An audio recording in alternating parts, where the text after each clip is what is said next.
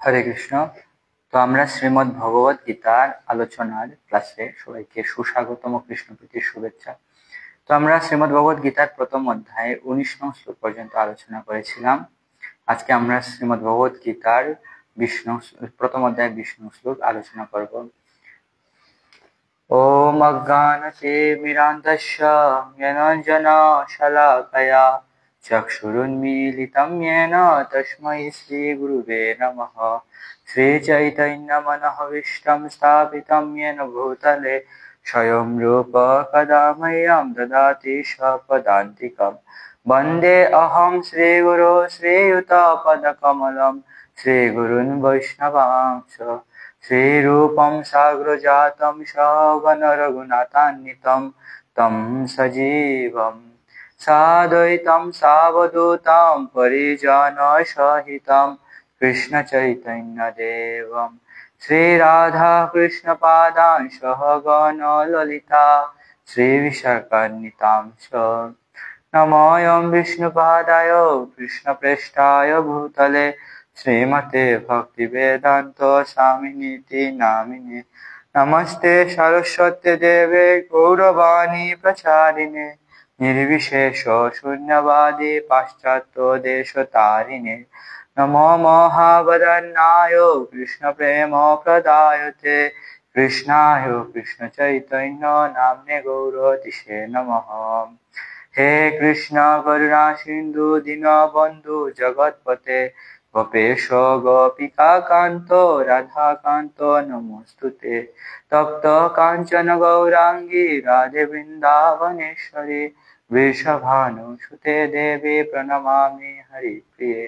वाञ्छाकल्पतरुभ्यश्च कृपा सिन्धुभ्यैव च पतितानां पावनेभ्यो वैष्णवेभ्यो नमो नमः। जय श्री कृष्ण चैतन्य प्रभु नित्यानंद श्री अद्वैत गदाधर शिवसादि श्री गौर भक्तवृंद। हरे कृष्ण कृष्ण कृष्ण हरे हरे, हरे राम राम राम हरे हरे।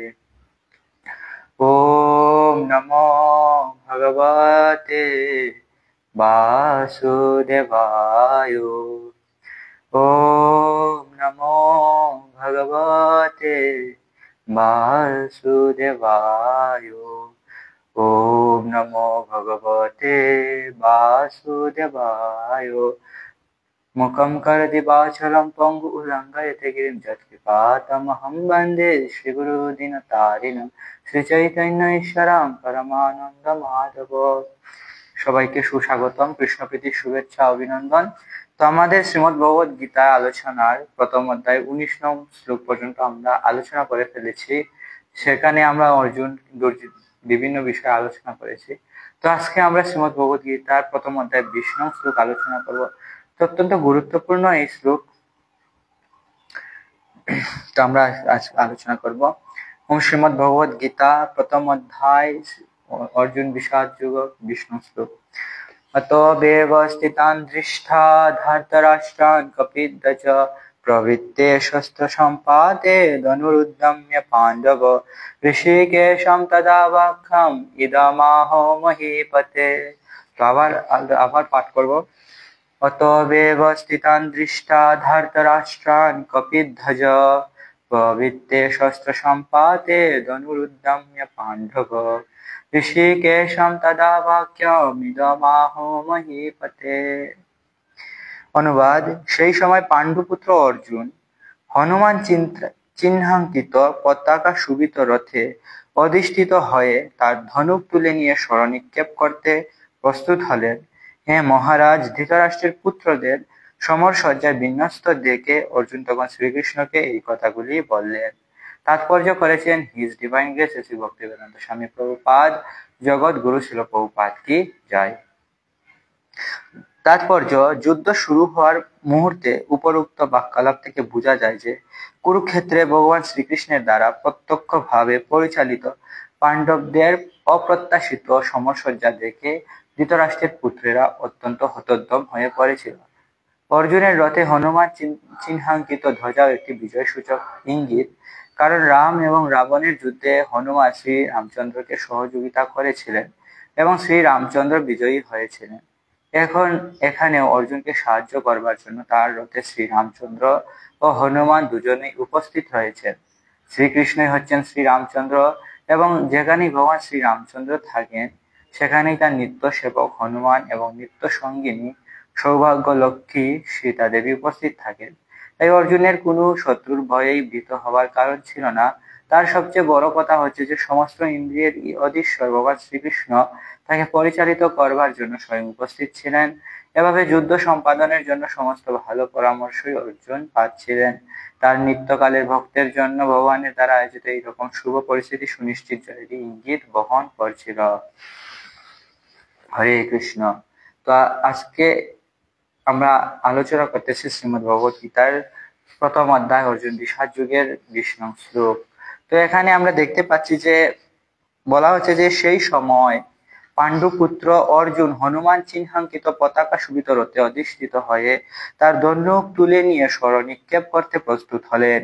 হে মহারাজ, ধৃতরাষ্ট্রের পুত্রদের সমসজ্জা বিন্যস্ত দেখে অর্জুন তখন শ্রীকৃষ্ণকে এই কথাগুলি বললেন। তো এখানে পাণ্ডুপুত্র অর্জুনকে কথা বলা হয়েছে এবং তার রথে হনুমান চিহ্নাঙ্কিত পতাকা শোভা পাচ্ছে। তো একবার ভীমের সাথে হনুমানজির দেখা হয়েছিল। তো হনুমানজির সাথে ভীমের অনেক যুদ্ধ হয়ে গিয়েছিল প্রায়। তারপর হনুমানজি ভীমের উপর সন্তুষ্ট হয়ে তিনি বর প্রদান করেছিলেন যে তিনি পাণ্ডবদের রথের ধ্বজায় অবস্থান করবেন এবং তাদের যুদ্ধে তাদের জয় ত্বরান্বিত করবেন। তো আমরা দেখতে পাচ্ছি যে এই শ্লোকে হনুমানজি, যিনি ভগবান রামচন্দ্রের মহান ভক্ত, তিনি উপস্থিত রয়েছেন। তো হনুমানজিকে আমরা দেখতে পাই ত্রেতা যুগে। তো ত্রেতা যুগে হনুমানজি ভগবানের অত্যন্ত সেবা করেছিলেন। তো সেবা করেছিলেন এবং তিনি এই দাপর যুগে এখন ভগবান শ্রীকৃষ্ণের রথেও তিনি অবস্থান করতেছেন এবং তাদের জয় ত্বরান্বিত করবেন। তো হনুমানজি হচ্ছেন অনেক শুভ, কারণ তিনি হচ্ছেন ভগবানের মহান ভক্ত। তো মহান ভক্ত এসেছেন অর্জুনকে সাহায্য করার জন্য। এবং আমরা দেখতে পাচ্ছি যে এখানে অর্জুন তৈরি হয়েছেন যুদ্ধ করার জন্য, তিনি তৈরি হয়েছেন। তো যুদ্ধ করার জন্য তিনি হয়েছেন এবং স্মরণ নিক্ষেপ করতেও তিনি প্রস্তুত হয়েছে। তো স্মরণ নিক্ষেপ করতেও প্রস্তুত হওয়ার মধ্যেই যখন তিনি ধৃতরাষ্ট্রের পুত্র আদি অন্যান্যদেরকে দেখলেন, তখন তার মন বিচলিত হয়ে উঠল এবং তিনি পরমেশ্বর ভগবান শ্রীকৃষ্ণকে বললেন। আমরা পরবর্তী শ্লোকগুলোতে দেখতে পাবো যে তিনি বলতেছেন, আমি যুদ্ধ করব না। সিদন্তি মম গাত্রাণি মুখম চ পরিশুষ্যতে, আমার গা জ্বলে যাচ্ছে ভয়ে, আমার মুখ শুকিয়ে যাচ্ছে। তো আমাদের মনে প্রশ্ন আসতেই পারে যে অর্জুন এত মহান ভক্ত হওয়ার পরেও তার কিভাবে তিনি মায়ায় আকৃষ্ট হলেন। তো আমাদের বুঝতে হবে যে পরম পুরুষোত্তম ভগবান শ্রীকৃষ্ণের ভক্তরা কখনো মায়ার দ্বারা প্রভাবিত হয় না। এবং ভগবান শ্রী চৈতন্য চরিতামৃতে বলা হয়েছে যে কৃষ্ণ হয় সূর্য সম মায়া অন্ধকার, যাহা কৃষ্ণ তাহা নয় মায়ার অধিকার। তো আমরা কোনোভাবেই বলতে পারি না যে অর্জুন মায়ায় পড়েছিলেন, মায়ার দ্বারা আচ্ছন্ন হয়ে গেছিলেন। কারণ যেখানে বলা হয়েছে যে ভগবান শ্রীকৃষ্ণ উপস্থিত, সেখানে মায়া কোনোভাবেই থাকতে পারে না। মায়াকে অন্ধকারের সাথে তুলনা করা হয়েছে এবং ভগবান শ্রীকৃষ্ণকে তুলনা করা হয়েছে সূর্যের সাথে। তো রাত যতই গভীর হোক, যতই অন্ধকার হোক, যখন সকালে সূর্য উঠে যায় তখন সকল অন্ধকার চলে যায়। সূর্যের উপস্থিতিতে কখনোই অন্ধকার থাকতে পারে না। তো মায়াদেবীও এরকম, সর্বদাই তিনি ভগবান শ্রীকৃষ্ণের পিছনে থাকেন। ভগবান শ্রীকৃষ্ণের সামনে কখনোই মায়াদেবী আসতে পারেন না। তো ভগবানের সামনে না আসার কারণ অনেকগুলো আছে এবং এর মধ্যে একটা হচ্ছে তার লজ্জা। কারণ মায়াদেবী ভগবানের সন্তান যে জীব আছে তাদেরকে এত কষ্ট দেয় যে তিনি আর ভগবানের সামনে যেতে পারেন না।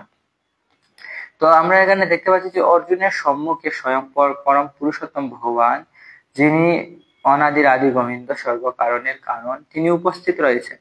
তো কিভাবে অর্জুন মায়ার দ্বারা মোহিত হতে পারেন? তো আমাদের মনে হতে পারে কেন তিনি বললেন যে তিনি এই ঘোর সংকটকালে তিনি বলতেছেন তিনি রাজি হচ্ছেন না যুদ্ধের জন্য। তো আসলে আমরা দেখতে পাই যে মহান যারা ভক্ত তাদেরকে নিয়ে আসলে ভগবান লীলা করেন। ভগবান তো সাধারণ মানুষের সাথে লীলা করেন না। যেমন ভীষ্মদেব, তো তো ভীষ্মদেব হচ্ছেন ভগবানের মহান ভক্ত, তো ওনাকে নিয়ে উনি লীলা করতেছেন। তো যারা ভগবানের মহান ভক্ত তারাই ভগবানের লীলাতে অংশগ্রহণ করে, এবং ভগবানের লীলার জন্য তাদেরকে বিভিন্ন রুল প্লে করতে হয়।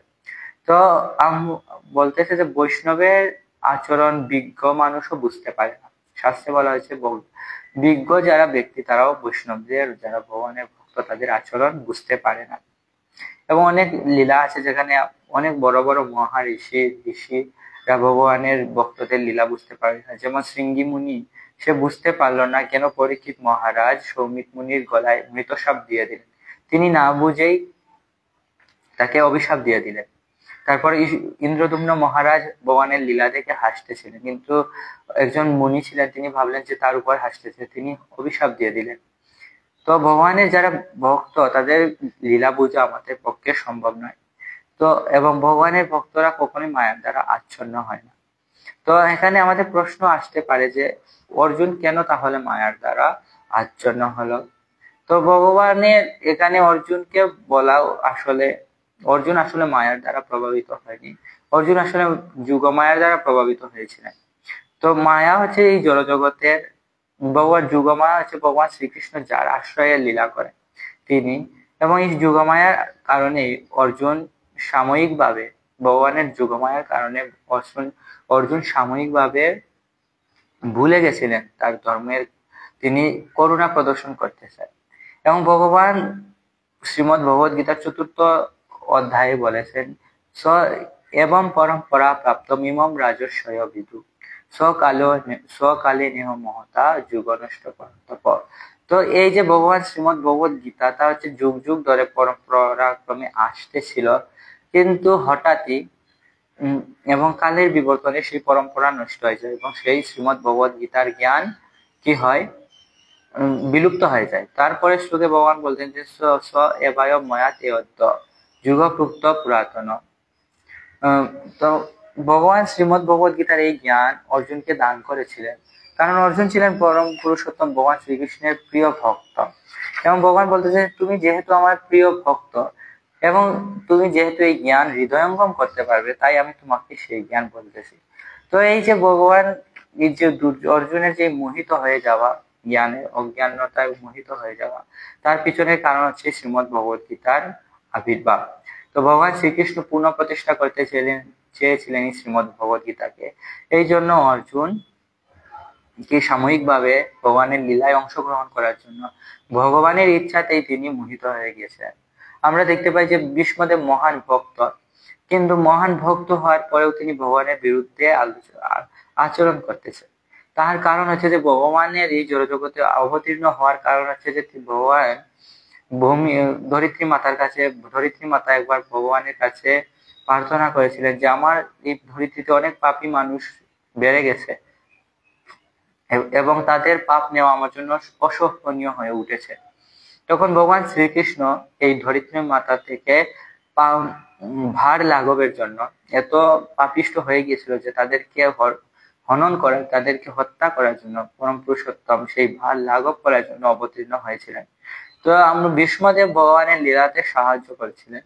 যদি ভীষ্মদেব যদি ভীষ্মদেব যদি দুর্যোধনের পক্ষে না থাকতেন, তাহলে দুর্যোধন কখনো এই যুদ্ধ করার সাহস পেত না। এই জন্য সঞ্জয় বারবার বিস্ময়ের কথা উল্লেখ করতেছেন। আপনারা দেখবেন যে কর্ণ এবং দ্রোণাচার্যের কথা এতবার উল্লেখ করা হয়নি শ্রীমদ্ ভগবদ গীতাতে, কিন্তু ভীষ্মদেবের কথা অনেকবার উল্লেখ করা হয়েছে। কারণ ভীষ্মদেব ছিলেন এই যুদ্ধ করার অন্যতম কারণ, এই যুদ্ধ হওয়ার অন্যতম কারণ ছিল ভীষ্মদেব। কারণ ভীষ্মদেবের উপর দুর্যোধন এত নির্ভরশীল ছিল যে সে ভেবেছিল যে ভীষ্মদেব আমার পক্ষে রয়েছেন, তার জন্য আমার জয় নিশ্চিত, আমি যা ইচ্ছা করতে পারবো। তো যদিও ভগবানের পরম শুদ্ধ ভক্ত, দ্বাদশ মহাজনের অন্যতম মহাজন হয়েছিলেন, তো ভগবানের সেবা করার জন্যই তিনি ভগবানের বিপক্ষে চলে গেছিলেন এবং ভগবানকে এই যে ভগবানকে ভার হরণ করতে, এই জড়জগতের ভার হরণ করতে তিনি সহায়তা করেছিলেন। আমরা দেখতে পাই যে জরাসন্ধকে দিয়ে ভগবান কিভাবে সেবা করিয়েছিলেন। তো জরাসন্ধ প্রতিবার মোট 18 বার তিনি এসেছিলেন, ভগবানের বিরুদ্ধে তিনি যুদ্ধ করেছিলেন। 17 বার তো ভগবান তাকে পরাজিত করে দিয়েছিলেন এবং 18তম বারে ভীম তাকে বধ করে দেন। তো এই 17 বারে তিনি লক্ষ লক্ষ কোটি কোটি যে সৈনিক আছে তাদেরকে হত্যা করে তিনি পৃথিবীর ভার হরণ করেন। তো ভগবান এইরকম, সে তার অনেক গুরুত্বপূর্ণ প্ল্যান আছে, এই জন্য তিনি তার ভক্তদেরকে সেবা করেন। কিন্তু ভক্তরা কখনো মায়ার দ্বারা মোহিত হয় না। আমাদের বুঝতে হবে ভগবানের পরম শুদ্ধ ভক্ত যারা, তারা, ভগবান একটা শ্লোকে বলছেন যে ব্রহ্মভূত প্রসন্নাত্মা ন শুচতি ন কাঙ্ক্ষতি। যারা মহান ভক্ত তারা সবসময় ব্রহ্মভূত প্রসন্নাত্মা, তারা সবসময় আনন্দে থাকে, তারা সবসময় ভগবানের আলোচনায় থাকে। তো অর্জুনকে আমরা বলতে পারি না যে তিনি মায়ায় আচ্ছন্ন হয়েছিলেন। শ্রীমদ ভগবত গীতা আবির্ভাব করার জন্য, শ্রীমদ ভগবত গীতা পুনঃ প্রতিষ্ঠা করার জন্য ভগবান অর্জুনকে যুগমায়ের দ্বারা মোহিত করে ফেলেছিলেন। ভগবানের ইচ্ছাতে এসব হয়েছে। ভগবানই বলতেছেন সর্ব কারণ, ব্রহ্মাজি বলতেছেন সর্ব কারণ কারণ, কৃষ্ণ হচ্ছেন সকল কারণের একমাত্র কারণ। এখন আসা যাক যে কপিধ্বজ। তো কপিধ্বজ কথাটি অনেক গুরুত্বপূর্ণ। তো কপি হচ্ছে হনুমান, ভক্ত শ্রেষ্ঠ হনুমান। তো হনুমানজি সেখানেই অবস্থান করেন। বলা হচ্ছে যত্র যত্র রঘুনাথ কীর্তনম, যেখানে যেখানে রঘুনাথ বা রামচন্দ্রের কীর্তন হয় সেখানেই মারুতি যিনি অঞ্জলি পুত্র তিনি অবস্থান করেন। তো এখানে যেহেতু পরম পুরুষোত্তম ভগবান শ্রীকৃষ্ণ অবস্থান করতেছেন, তো তিনি চলে এসেছেন, তার প্রভুর কাছে চলে এসেছেন। এবং এখানে শিল প্রভুপাদ বলতেছেন যেটা হচ্ছে শুভ লক্ষণ। কারণ আমরা দেখতে পাই যে রামায়ণ যখন হয়েছিল তখন তখন বানর বাহিনীর সহায়তায় ভগবান শ্রীরামচন্দ্র রাক্ষস বাহিনীদেরকে পুরোপুরি ধ্বংস করে দেন এবং সেখানে হনুমানজি অনেক গুরুত্বপূর্ণ ভূমিকা পালন করেন। তো হনুমানজি ভগবানের শ্রীকৃষ্ণের সাথে যেখানে থাকেন সেখানে অসুর বিনাশ হয়ে যায়। তো ভগবান শ্রীকৃষ্ণ এই জন্য, এবং ভগবান শ্রীকৃষ্ণ হচ্ছেন স্বয়ং রাম, তাই এখানে হনুমানজি উপস্থিত হয়েছে। আবার আমরা দেখতে পাই যে হনুমানজি এখানে উপস্থিত হয়েছেন আমাদের কি বার্তা দিচ্ছেন। তো হনুমানজি ভগবান শ্রীকৃষ্ণের পরম পুরুষোত্তম রামচন্দ্রের এত প্রিয় ছিলেন যে ভগবান রামচন্দ্র যা বলতেন হনুমানজি তা করতেন। এবং হনুমানজির জীবনের লক্ষ্যই ছিল যে ভগবান রামচন্দ্রকে খুশি করা। একবার মাতা সীতা সিঁদুর করতেছিলেন। তো যখন তিনি সিঁদুর করতেছিলেন তখন হনুমানজি আসেন এবং উনার তখন প্রচন্ড খিদে পেয়েছিল। তো তিনি মাতা সীতার সামনে এসে বলতে লাগলেন যে মাতা, আমার অনেক খিদে পেয়েছে, আমাকে কিছু খাবার দেন। তো মাতা সীতা বললেন যে দাঁড়াও দাঁড়াও পুত্র, আমি সিঁদুর করে তোমাকে খাবার দিচ্ছি। তো হনুমানজি মনে মনে ভাবলেন যে সিঁদুর এত গুরুত্বপূর্ণ যে মাতা আমাকে খাবার না দিয়ে সিঁদুরকে গুরুত্ব দিচ্ছেন। তো তখন তিনি জিজ্ঞেস করলেন, হে মাতা, আমি তো বানর, আমি তো বুঝতে পারতেছি না, আপনি আমাকে কৃপা করে বলুন এই সিঁদুর কি এতই গুরুত্বপূর্ণ? তখন মাতা সীতা বললেন, এই সিঁদুর রামচন্দ্রের অনেক মঙ্গল নিয়ে আসবে। তো হনুমানজি শুনে ফেললেন যে মাতা সীতা যদি সিঁদুর করেন, তিনি যদি সিঁদুর ব্যবহার করেন তাহলে রামচন্দ্রের অনেক মঙ্গল হবে। তিনি সেখানে আর খাবারের জন্য অপেক্ষা করলেন না, তিনি এক লাফে চলে গেলেন। এবং হনুমানকে সবাই খুঁজতেছিল যে হনুমান কোথায় কোথায় হনুমান গিয়েছে, কেউ খুঁজে পাচ্ছিল না। এখন সন্ধ্যার সময় হঠাৎ দেখা গেল যে অযোধ্যা নগরের দ্বার প্রান্তে একজন সারা শরীরে একটু জায়গাও বাকি নেই, সারা শরীরে তার সিঁদুর আর সিঁদুর। তো সবাই অবাক হয়ে গেল যে এই ব্যক্তি কোথা থেকে আসছে, তার সারা শরীর সিঁদুরে মাখা। তো পরম পুরুষোত্তম রামচন্দ্র অন্তর্যামী, তিনি জানতেন, কিন্তু তার ভক্তের মহিমা বৃদ্ধি করার জন্য তিনি তখন সেই ব্যক্তিকে ডেকে নিয়ে আসলেন তার রাজসভায় এবং তিনি বললেন যে আপনি কে? তো হনুমানজি বললেন যে প্রভুর শ্রীরাম, আমি হচ্ছে আপনার দাসানুদাস হনুমান। তো ভগবান রামচন্দ্র বললেন যে তুমি সারা শরীরে সিঁদুর কেন লেপন করেছো? তো হনুমানজি বললেন যে মাতা, আজকে আমি দেখলাম মাতা সীতা উনার সিঁথিতে সিঁদুর দিচ্ছিলেন। আমি জিজ্ঞেস করলাম মাতা সিঁদুর দেওয়ার উদ্দেশ্য কি? মাতা সীতা বললেন যে সিঁদুর দিলে নাকি আপনার মঙ্গল হবে। তো আমি ভাবলাম অল্প সিঁদুর দিলে অল্প মঙ্গল হবে, তাই আমি সারা শরীরে সিঁদুর দিয়ে আসছি যাতে আপনার মঙ্গল হয়। তো হনুমানজি তো আর হনুমান, তিনি কি এত কিছু জানতেন যে স্বামীর জন্য স্ত্রীর সিঁদুর দিতে হয়? কিন্তু তিনি ভাবলেন যে আমি ভগবান সিঁদুর দিলে মনে হয় রামচন্দ্রের মঙ্গল হয়। তো এই জন্য তিনি নিজেও সারা শরীরে সিঁদুর দিয়ে আসেন। এবং রামচন্দ্র ভগবান হনুমানজির এই যে মনোভাব, সেবা মনোভাব, তার প্রতি যে এত ভালোবাসা, তা দেখে তিনি অত্যন্ত প্রসন্ন হলেন এবং তাকে আলিঙ্গন প্রদান করলেন। তো হনুমানজির জীবনের একটাই লক্ষ্য ছিল যে ভগবান শ্রী রামচন্দ্রকে কিভাবে খুশি করা যায়। তো তিনি যদিও দাপর যুগে অত্যন্ত সেবা করেছিলেন, অনেক কঠিন কঠিন সেবা করেছিলেন, মন্দার পর্বত নিয়ে চলে এসেছিলেন, তারপর গন্ধমাধব পর্বত নিয়ে চলে এসেছিলেন, বিভিন্ন সেবা তিনি করেছিলেন। সর্প নাগপাশ থেকে রাম এবং লক্ষণকে উদ্ধারও করেছিলেন। তো এত সেবা করার পরেও তার কিন্তু সেবা মনোভাব থেকে গেছে। তিনি বলতেছেন না, আমি তো পূর্বজন্মে অনেক সেবা করেছি, এখন কেন সেবা করব। তো আমাদের এই ভৌতিক জগতে কি হয়, আমরাও আমরাও আমাদের এরকম মনোভাব আসে যে আমরা অনেক সেবা করে ফেলেছি, আমাদের কেন বারবার আমাদের কি সেবা দেওয়া হয়। তো আমাদের হনুমানজির কাছ থেকে শিখতে হবে যে সেবা আমাদের হচ্ছে সৌভাগ্য, পরম সৌভাগ্য। আমাদের যত সেবা আসবে ততই আমাদের মঙ্গল। তো আমরা যেহেতু হনুমানজির মতো শুদ্ধ ভক্ত নয়, এই জন্য সেবা আসলে আমাদের অনেক ভয় আসে। আমাদের মনে হয় কেন আমাকেই বারবার সেবা করার কথা বলতেছেন, আর কি কাউকে দেখতে পান না প্রভু। কিন্তু হনুমানজি এরকম না, হনুমানজি ভগবানের সেবা দেখতে পেলেই তিনি করতে যান। তো একবার কি হয়েছিল, রামায়ণে আমরা দেখতে পাই লক্ষণ লক্ষণ এবং লক্ষণ এবং মাতা সীতা অনেক চিন্তিত হয়ে গিয়েছেন, কারণ তারা কোনো সেবা করতেই পারতেছিলেন না। কারণ ভগবান রামচন্দ্রের যা কিছু প্রয়োজন, যা করার ইচ্ছা হনুমান করে দিচ্ছে। ভগবান রামচন্দ্রের চপ্পল জুতা পরার ইচ্ছা হলো, তো হনুমানজি দৌড়ে গিয়ে ভগবানের জুতা নিয়ে আসলো, ভগবানকে জুতা পরিয়ে দিচ্ছে, ভগবানের সব কাজ হনুমান করে দিতেছে। তখন লক্ষণ লক্ষণ এবং মাতা সীতা অনেক চিন্তিত হলেন যে আমরা কি করব, আমরা তো কিছুই করতে পারতেছি না এই হনুমানের জন্য, হনুমান সব সেবা করে ফেলতেছে। এবং ভরত শত্রুঘ্ন তারাও বললেন যে তারাও কমপ্লেন করলেন যে হনুমানের জন্য আমরা ভগবানের কোনো সেবা করতে পারতেছি না। তো এখন সবাই মিটিং করলো যে কি করা যায়, হনুমানের জন্য তো আমরা কোনো সেবা করতে পারতেছি না। তখন লক্ষণ কি করলেন, তিনি বললেন যে আজকে থেকে ভগবানের সেবাতে লিস্ট হবে, সবার জন্য একটা নির্দিষ্ট সেবা থাকবে, কেউ একা সব সেবা করে ফেলবে না, আমাদের সবার সেবা করার সুযোগ থাকতে হবে। তো এমন ভাবে তারা লিস্ট করলেন, ভগবান রামচন্দ্রের সেবাগুলো এমন ভাবে লিস্ট করা হলো যে সেখানে হনুমানজির জন্য কোনো সেবা রইল না।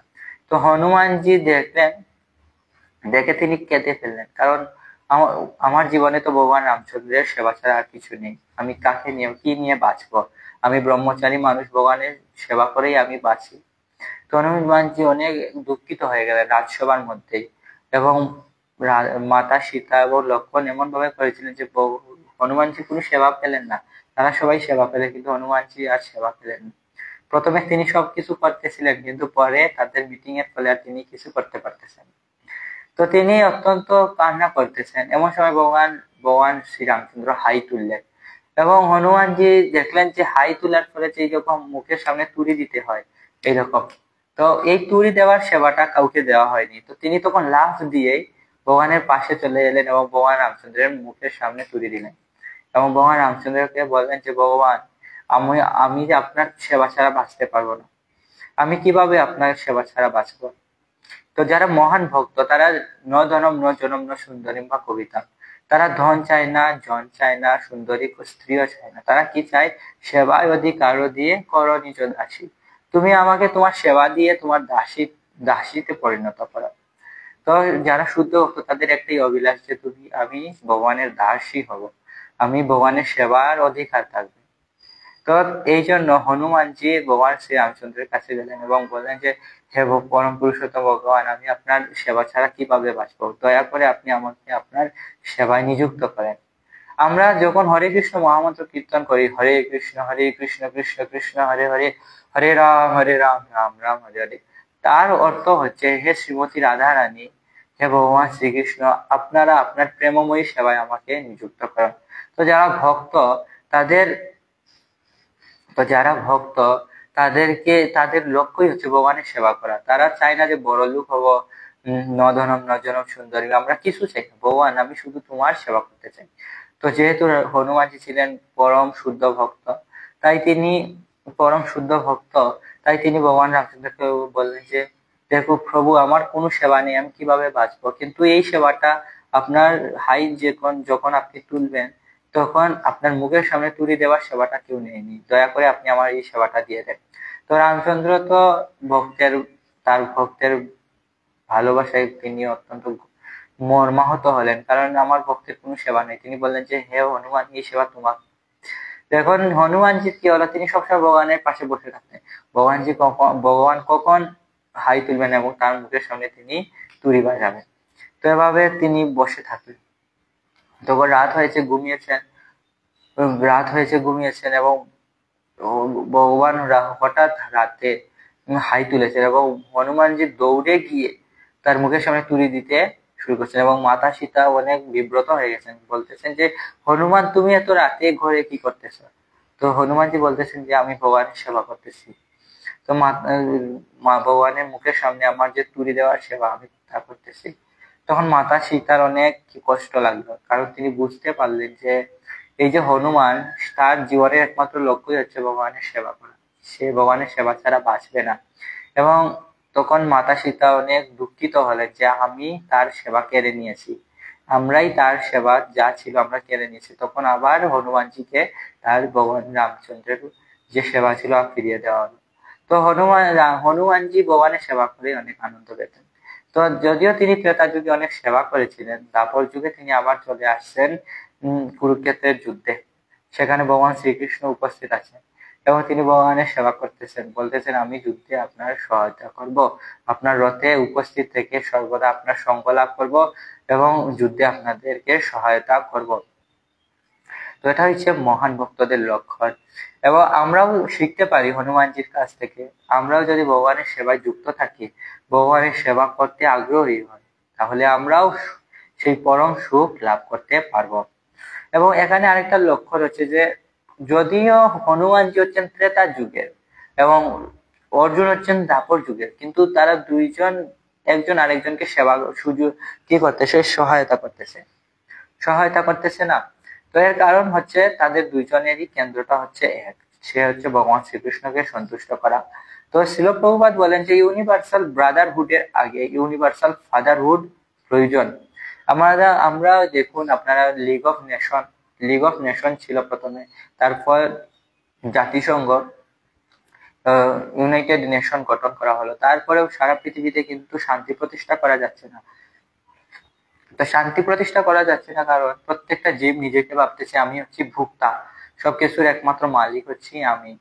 কিন্তু যারা ভক্ত, আপনারা দেখবেন যে শ্বেতাঙ্গ কৃষ্ণাঙ্গদের মধ্যে কত ঝগড়া, এই শ্বেতাঙ্গরা কৃষ্ণাঙ্গদের কত কি করে, ঘৃণা করে। কিন্তু হরে কৃষ্ণ মহামন্ত্র কীর্তন করার ফলে আজকে শ্বেতাঙ্গ এবং কৃষ্ণাঙ্গ একজন আরেকজনকে ধরে কান্নাকাটি করতেছে।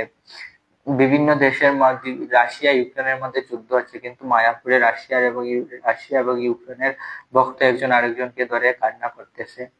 সে চায়না এবং ভারতের ভক্তরা একে অন্যকে ধরে কান্না করতেছে, কারণ তাদের মূল লক্ষ্যটা হচ্ছে ভগবানকে সন্তুষ্ট করা। তো এই জড়জগতে যদি আমরা শান্তি প্রতিষ্ঠা করতে চাই, একে অন্যের প্রতি যদি ভ্রাতৃত্ববোধ সৃষ্টি করতে চাই, তাহলে আমাদের পিতৃত্ববোধ সৃষ্টি করতে হবে। আমাদের যে পিতা, পরম পিতা একজন, পরম পুরুষোত্তম ভগবান শ্রীকৃষ্ণ বীজপ্রদা পিতা, সকল জীবের বীজপ্রদা পিতা, তা আমাদের স্বীকার করে নিতে হবে। তারপরে আমরা এখানে দেখছি যে ভগবান, তো এখানে আমরা দেখতে পাচ্ছি যে ভগবান উপস্থিত রয়েছেন কোথায়? তো আমরা এখানে দেখতে পাচ্ছি যে ভগবান উপস্থিত রয়েছেন যেখানে তার ভক্ত রয়েছে। এই তো যেখানে ভগবানের ভক্তরা থাকেন হনুমানজি, অর্জুন, সেখানে ভগবান উপস্থিত থাকেন। ভগবান একটা শ্লোকে বলেছেন নারদ মুনিকে যে নাহম তিষ্ঠামি বৈকুণ্ঠে যোগিনাম হৃদয়েষু মদ ভক্তা যত্র গায়ন্তি তত্র তিষ্ঠামি হে নারদ। তো আমি বৈকুণ্ঠেও থাকি না, আমি যোগীদের হৃদয়েও থাকি না, যেখানে আমার ভক্ত গুণ কীর্তন করে আমার সেখানে উপস্থিত থাকি। তো ভগবানকে কোথায় পাওয়া যায়? আমরা অনেক সময় প্রশ্ন করি যে ভগবানকে কোথায় পাওয়া যায়, ভগবানকে কোথায় গেলে পাবো? তো ভগবানকে আমরা সেখানেই পাবো যেখানে ভগবানের ভক্তরা উপস্থিত রয়েছেন। তো ভগবানের আর ভক্তরাও সেখানে উপস্থিত থাকেন যেখানে ভগবান উপস্থিত থাকেন।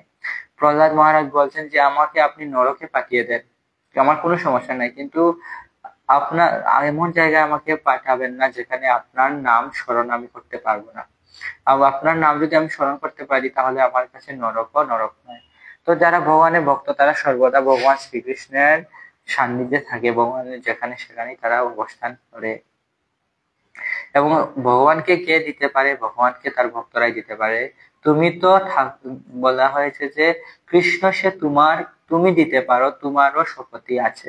তো কৃষ্ণ হচ্ছে ভক্তদের কাছে। আমরা দেখতে পাই যে বিল্বমঙ্গল ঠাকুরও বলেছেন, বিক্রেতু কামা গোপকন্যা মুরারি পান্তার্পিত চিত্তবৃত্তি দদ্দাদি কাম অবসাদ গোচর গোবিন্দ দামোদর মাধবেতি।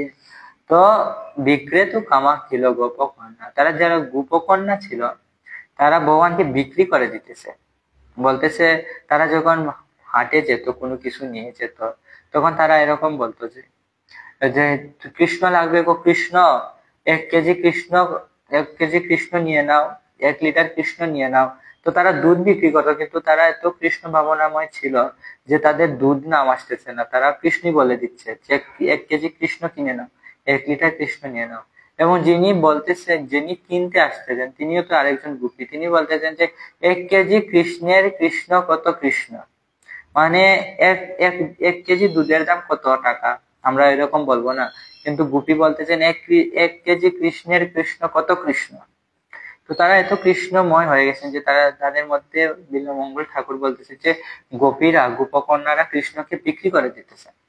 তো আচার্যরা বলতেছেন হ্যাঁ, তারা বিক্রি করতে পারে, কারণ কৃষ্ণ হচ্ছে যে তারা তাদের, কৃষ্ণ হচ্ছে তাদের। হ্যাঁ ঠিক আছে। তো কৃষ্ণ হচ্ছে ভগবানের ভক্তদের অধিকার। এখানে আমরা দেখতে পাচ্ছি যে ভগবানের অর্জুন এবং কপি, যেখানে হনুমানজি উপস্থিত সেখানে ভগবান শ্রীকৃষ্ণ উপস্থিত। তো আমরা যদি ভগবানকে লাভ করতে চাই তাহলে অবশ্যই ভগবানের মহান ভক্তদের সঙ্গ করা উচিত। বলা হচ্ছে ব্রহ্মাণ্ড ভ্রমিতে কোনো ভাগ্যবান জীব গুরু কৃষ্ণ প্রসাদে পায় ভক্তিলতা বীজ। তো এই যে ভক্তি বা ভগবান শ্রীকৃষ্ণের প্রতি যে প্রেম, তা যদি আমাদের লাভ করতে হয় তাহলে গুরুর কাছে যেতে হবে। গুরুকে, যারা ভগবানের মহান ভক্ত তারা হচ্ছে গুরু, এবং তাদের কাছে গেলেই আমরা কৃষ্ণকে পাবো। কৃষ্ণ সে তোমার, তুমি দিতে পারো, তোমারও শক্তি আছে। অহে বৈষ্ণব ঠাকুর দয়ার সাগর, হে দাসে করুণা করি দিয়া পদ ছায়া সুদহে আমারে, তোমার চরণ ধরি। তো আজকের এই মহান শ্লোক শ্রীমদ ভগবত গীতার প্রথম অধ্যায় 20 শ্লোক আমরা আলোচনা করলাম। কালকে শ্রীমদ ভগবত গীতার 21 এবং 22 শ্লোকে আবারও হাজির হব। আপনারা সবাই সুস্থ থাকুন, ভালো থাকুন আর কৃষ্ণ ভাবনাময় থাকুন। হরে কৃষ্ণ কৃষ্ণ কৃষ্ণ হরে হরে, হরে রাম রাম রাম হরে হরে। জগৎ গুরু শ্রী প্রভুপাদ কি জয়। কৃষ্ণ।